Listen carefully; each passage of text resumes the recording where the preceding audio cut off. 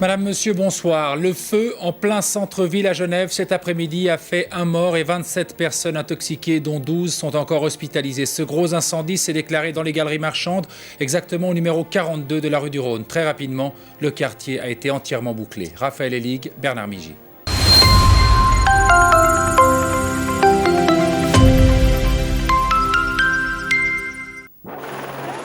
C'est en milieu d'après-midi, à une heure d'affluence, que l'incendie s'est déclaré dans une galerie commerciale au cœur des rues basses. Un moment de l'année où Genève s'apprête à vivre l'une des nocturnes les plus importantes de l'année. C'est à 16h30 que le feu s'est déclaré dans un magasin de cette galerie commerciale. Une épaisse fumée s'est propagée extrêmement rapidement dans les commerces alentours et notamment dans le cinéma situé au fond de cette galerie. Plusieurs dizaines de personnes se sont alors retrouvées prises au piège.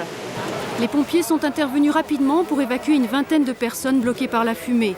Un centre de tri des blessés a été installé sur la place à côté de la galerie. 12 personnes gravement intoxiquées ont été évacuées vers l'hôpital. Un homme n'a pas pu être ranimé, il est décédé. Le problème bien sûr a été posé par les émanations de fumée qui ont été transmises dans les différents commerces par les gaines de ventilation. Nous savons que les conséquences de ce sinistre sont extrêmement graves et que des personnes sont touchées d'une manière au sujet de laquelle il est difficile de s'exprimer à l'heure qu'il est. Tout s'est passé très vite, l'alerte a été donnée au public dans les magasins et le feu a été rapidement maîtrisé. Mais dans une galerie commerciale comme celle-ci, le danger est venu de la fumée. La fumée est très toxique. Elle se propage à la vitesse de l'air chaud, c'est-à-dire qu'elle s'infiltre rapidement partout. Ce qu'il faut savoir, c'est que pour être intoxiqué, il n'y a pas besoin de beaucoup de fumée qui provient de la décomposition des matières plastiques, des vêtements, des objets qui sont à base de divers polymères. Ça peut prendre moins d'une demi-minute, hein. C'est quelque chose qui va vraiment très, très rapidement, qui est très suffocant. Est-ce que dans la construction de la galerie, il y a des éléments qui propagent justement cette fumée ? Ah oui, à l'évidence, tous les matériaux plastiques que vous voyez là derrière et qui sont à l'origine de ces fumées.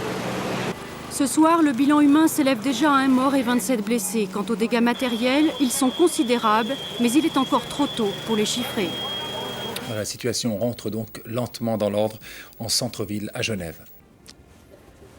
La passion, la conscience professionnelle, le sens de l'organisation et un soupçon d'intuition.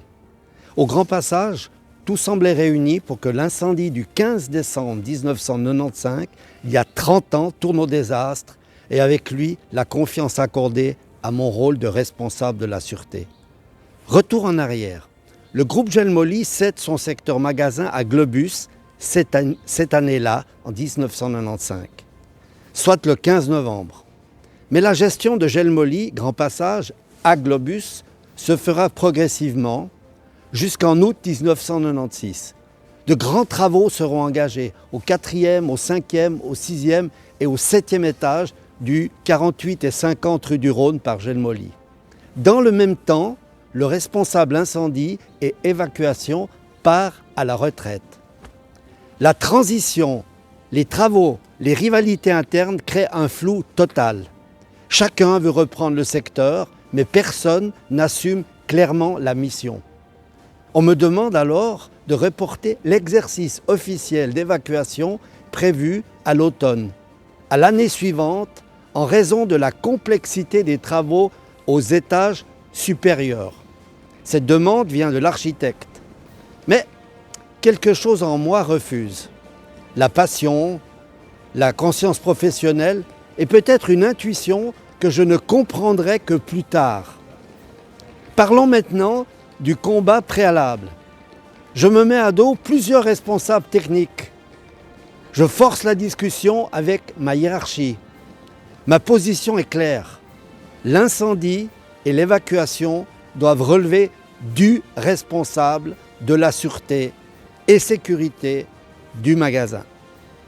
J'insiste, je dérange, je convainc. La direction adhère pour finir à ma doctrine, c'est-à-dire la sûreté et la sécurité, deux axes, mais une seule mission et un seul objectif, et surtout un responsable, un chef. Je refuse de reporter l'exercice prévu en octobre, je pars en vacances, mais je passe mes journées à réécrire toutes les consignes d'évacuation, section par section, poste par poste, rôle par rôle. À mon retour de vacances, je forme les équipes, je distribue les missions, j'informe, je communique, j'instaure un code de préalarme. Peu à peu, un esprit se crée, une dynamique, une discipline. 15 décembre 1995, la soirée critique. 16 heures. Mon ancien chef de la COP vient me trouver et me propose de me joindre à l'équipe des responsables de sécurité magasin au service des contraventions pour un apéritif. Je décline. Un chef de sûreté, c'est comme un capitaine. Un soir de forte affluence, les nocturnes, le navire ne se quitte pas. La suite me donnera raison. L'incendie se déclare au début du passage du Rhône, dans la boutique Georgina.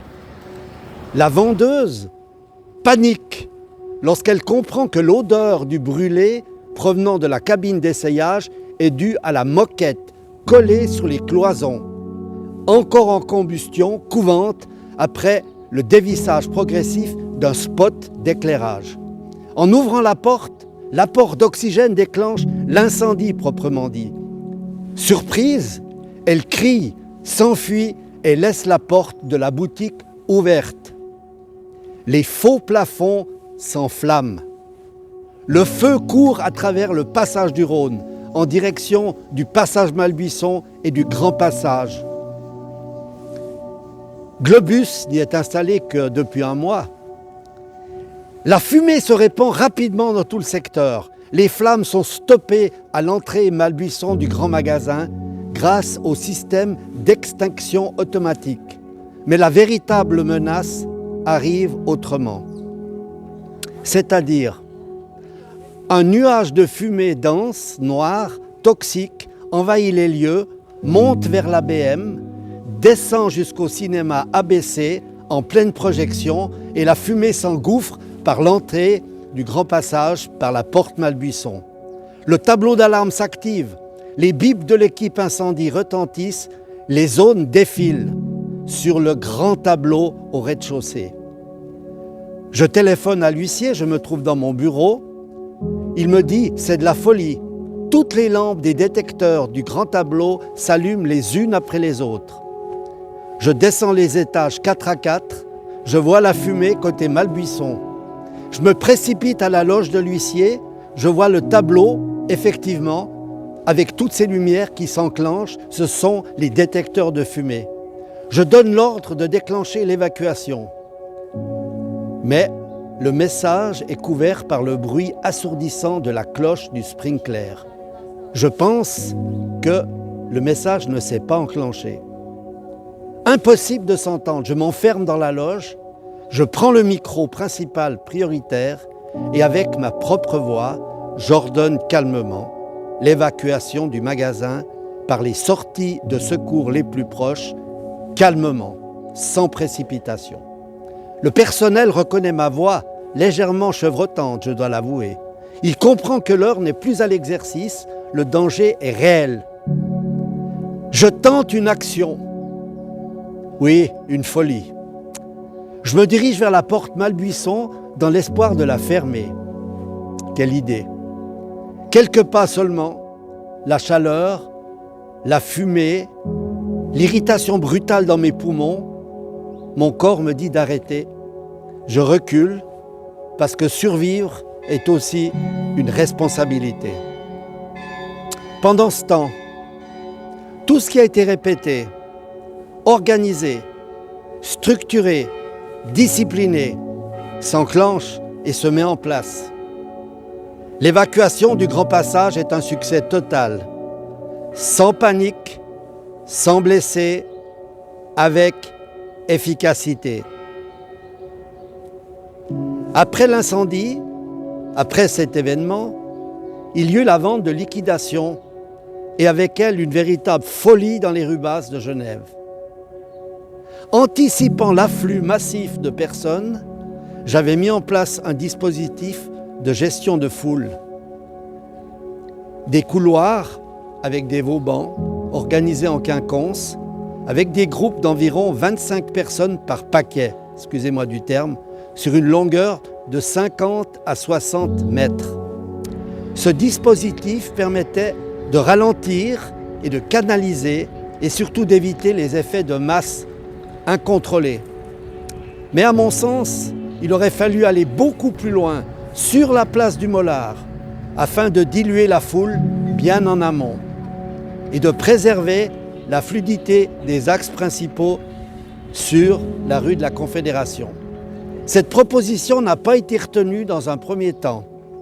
Bien que présents sur place, certains choix ont relevé davantage d'une posture administrative que d'une lecture partagée du terrain. Ce que j'avais prévu et souhaité avant le premier jour a finalement été installé en urgence le lendemain matin par la police. Dès lors, les trams ont pu circuler sans difficulté et la situation s'est normalisée. Ce fut une autre leçon en matière de sécurité et de gestion de foule. L'anticipation reste toujours moins coûteuse que la réaction dans l'urgence. En conclusion, cette nuit-là, ici, tout aurait pu s'effondrer.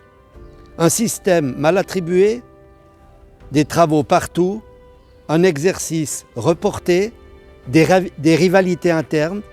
Il aurait suffi d'un renoncement, mais il y a eu du travail, de la ténacité, de la prévoyance, et quand l'heure est venue, il n'y avait plus place pour la chance.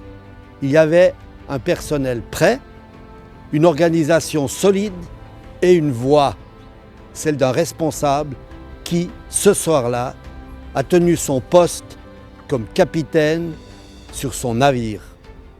Si, il y a 30 ans, je n'avais pas eu cette opiniâtreté, cette lucidité, cette capacité à déplaire et à convaincre et à choisir la barre plutôt que le bar avec mes collègues, je ne ferais pas ce film aujourd'hui. Et je suis certain que j'aurais encore honte. Mon style militaire n'a pas toujours été apprécié, mais dans l'adversité, il a fait la différence. Je veux remercier celles et ceux qui m'ont aidé, soutenu, suivi. Sans eux, en fait, je n'étais rien.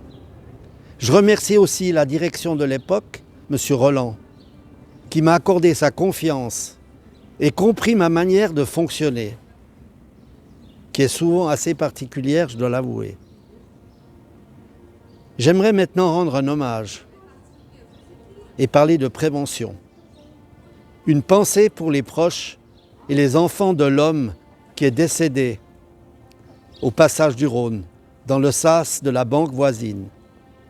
Cette tragédie rappelle une règle essentielle de sécurité. Lorsque vous entendez des sirènes et que les secours sont présents dans le quartier, même si vous pensez ne pas être directement concerné, n'utilisez jamais un ascenseur. En cas d'incendie, il peut devenir un piège mortel. La fumée, la chaleur ou une panne peut vous y enfermer sans possibilité d'évacuation. Pour terminer, j'aimerais transmettre et j'espère que ce film soit utile pour cela, aux plus jeunes et à ceux qui prendront la relève. La compétence s'apprend, mais le courage de décider ne s'enseigne pas toujours. Dans certains cas, les tripes valent mieux que les certitudes de salon et d'académie. Ce soir-là, ce sont les responsabilités assumées qui ont fait la différence.